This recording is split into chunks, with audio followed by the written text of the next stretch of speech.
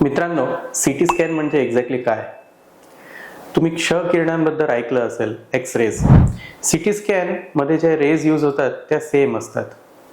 पण एक्स-रे मध्ये काय असतं की समोरून एकदा शूट केलं जातं आणि मागे एक प्लेट ठेवली जाते ज्याच्यावर इमेज डेव्हलप होते. त्या इमेजला आपण एक्स-रे म्हणतो. सीटी स्कॅन मध्ये हे जे किरणं आहेत ते वेगवेगळ्या दिशेंनी आणि बॉडीच्या वेगवेगळ्या लेवलवर वेगवेगळ्या डिरेक्शननी वेगवेगळ्या अँगल्सनी सोडले जातात. त्यामुळे एक संपूर्ण इमेज मिळते तेवढ्या भागाची.